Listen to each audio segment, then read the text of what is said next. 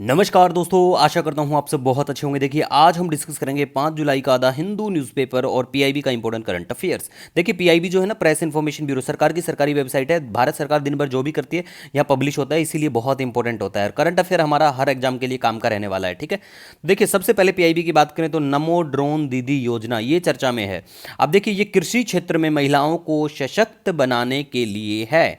और देखिए, इस योजना को 11 मार्च 2024 को लॉन्च किया गया, लेकिन जो गवर्नमेंट स्कीम्स डॉट इन वाली सरकारी वेबसाइट है वहाँ पे 30 नवंबर लिखा हुआ है, 30 नवंबर 2023।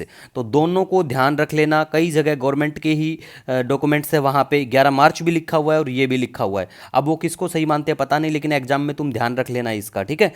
नेक्स्ट देखिए, बहुत इंपॉर्टेंट पॉइंट है, 3 करोड़ लखपति दीदी बनाने का भी लक्ष्य है। और शर्मिला और लक्ष्मी बने हरियाणा की पहली ड्रोन दीदी। तो हरियाणा से बिलोंग करते हो तो आपके लिए फिर तो बहुत इंपॉर्टेंट ये चीज़ें बन जाती हैं, ठीक है। और 1500 महिलाओं के नेतृत्व वाले स्वयं सहायता समूहों को कृषि ड्रोन प्राप्त होंगे इसके तहत, ठीक है गाइस।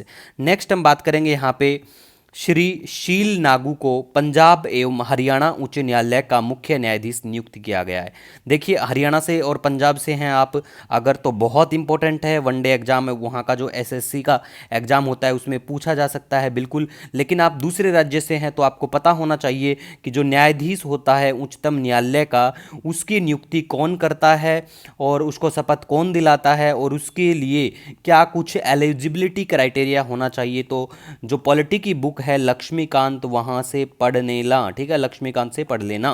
नेक्स्ट हम बात करेंगे दुनिया 2025 में अंतरिक्ष में पहले भारतीय और गहरे समुद्र में दूसरे भारतीय को देखेगी, ठीक है। तो अंतरिक्ष में पहले और गहरे समुद्र में, ठीक है। तो ये 2025 तक का किसी मंत्री ने बोला है अपने स्टेटमेंट के लिए, ठीक है। तो इतना तो काम का मुझे नहीं लगा है, लेकिन फिर भी ध्यान रख लेना, पीआईबी में मेंशन था, ठीक है।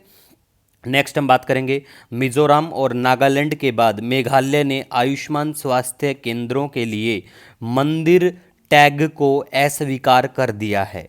अब देखो, कारण क्या है। पहला तो मेघालय में जो आबादी है ना, वो 75% ईसाई लोग रहते हैं, ठीक है। और मिजोरम और नागालैंड ने भी जो मना कर दिया है, अस्वीकार कर दिया है, इसका भी कारण मेनली एक ये है कि यहाँ 90% के आसपास आबादी ईसाई लोग रहते हैं, ठीक है। तो ये जो टैग है ये किसी दूसरे धर्म के लिए बताया जाता है कि उनके लिए, तो भैया हम इसको नहीं मानेंगे, इनका ये भी सब कारण है। और दूसरी बात, यहाँ के जो पॉलिटिशियन हैं वो बोलते हैं कि जो ये हेल्थ वाला जो इशू है, ये स्वास्थ्य जो है राज्य का विषय है। दूसरी बात, Ayushman Bharat, very very important point है भैया। हरियाणा सिविल सर्विस एग्जाम में एज इट इज ये वाली लाइन पूछी गई थी, ठीक है। आयुष्मान भारत स्वास्थ्य एवं कल्याण केंद्रों का नाम बदलकर आयुष्मान आरोग्य मंदिर रखने का निर्णय किया गया था सरकार के द्वारा। तो ये बहुत इंपॉर्टेंट है, ये पूछा गया था कि इनका नाम बदल के क्या नाम रखने के लिए सरकार ने निर्णय लिया है, ठीक है। तो बहुत इंपॉर्टेंट है। नेक्स्ट हम बात करेंगे कॉलेजियम प्रणाली के बारे में, कॉलेजियम सिस्टम के बारे में। सबसे पहली बात, संविधान में इसका कोई उल्लेख नहीं है और ये एक ऐसी प्रणाली है जिसके तहत न्यायाधीशों की नियुक्तियां और स्थानांतरण होता है और भारत के मुख्य न्यायाधीश और सर्वोच्च न्यायालय के 4 वरिष्ठतम न्यायाधीशों के मंच के द्वारा तय किया जाता है। अब अनुच्छेद 124 की बात करें तो सर्वोच्च न्यायालय के न्यायाधीशों से संबंधित है ये वाला, और अनुच्छेद 217 की बात करें तो उच्चतम न्यायालय के न्यायाधीशों से संबंधित है। अब ये जो सिस्टम है ये निकल के आता है 3 न्यायाधीशों का जो मामला है, एक होता है 1982 में, एक 1993 में और एक 1998 में। उसके बाद में एवोल्यूशन ऑफ दिस सिस्टम और अब चल रहा है, ठीक है।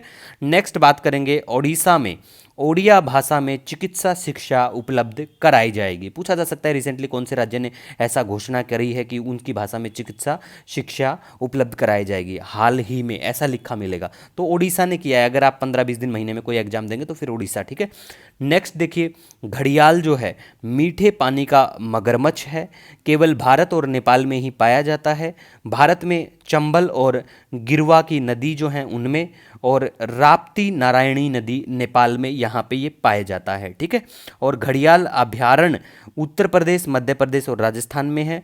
राष्ट्रीय चंबल अभयारण्य मध्य प्रदेश में है। और घड़ियाल को जो कंजर्वेशन है, आयुष्यन का जो लिस्ट है उसमें गंभीर रूप से संकटग्रस्त की श्रेणी में रखा गया है। साइट्स का अपेंडिक्स प्रिसिस्ट जो है फर्स्ट में रखा गया है।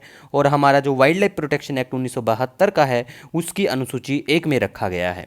नेक्स्ट, मथूट फाइनेंस को FATF रिपोर्ट के लिए चुना गया है। मतलब ये एवोल्यूशन करेंगे, FATF जो फाइनेंशियल एक्शन टास्क फोर्स है वो कुछ एवोल्यूशन किया जाएगा, तो उसमें मथूट फाइनेंस को चुना गया। तो ये बहुत खुश हैं कि भैया हमें चुन लिया गया है। ठीक है। तो इसीलिए काम का है कि भाई कौन सी NBFC को रिसेंटली ऐसा चुना गया है FATF रिपोर्ट के लिए। ठीक है।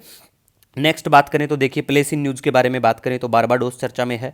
भारतीय टीम यहाँ पे हाल ही में फंसी थी क्योंकि उनकी वहाँ पे एक साइक्लोन आया हुआ है जिसे हुरिकेन के नाम से जाना जाता है। इस ओशियन में जो साइक्लोन आते हैं, तो कमेंट करके उसका नाम जरूर बताना कि उसका नाम क्या है। ठीक है गाइज, तो उस हुरिकेन का नाम बिल्कुल बताना। और इधर कैरिबियन सी पड़ता है, यहाँ पड़ता है बारबाडोस। तो भारतीय टीम फंस गई थी, अब निकल चुकी है, देश में लौट चुके हैं। तो लोकेशन आपको बिल्कुल पता होना चाहिए। और कोई भी देश हो, कोई भी समाज हो, वो नारी की गरिमा बढ़ाते हुए उनके लिए नए अवसर बनाते हुए आगे बढ़ सकता है। महिलाओं का सम्मान करें, सबसे पहले अपने घर से शुरुआत करें। जय हिंद। कोई सजेशन सुझाव हो, मोस्ट वेलकम। आपके कमेंट्स हमारे लिए बहुत महत्वपूर्ण हैं। जय हिंद।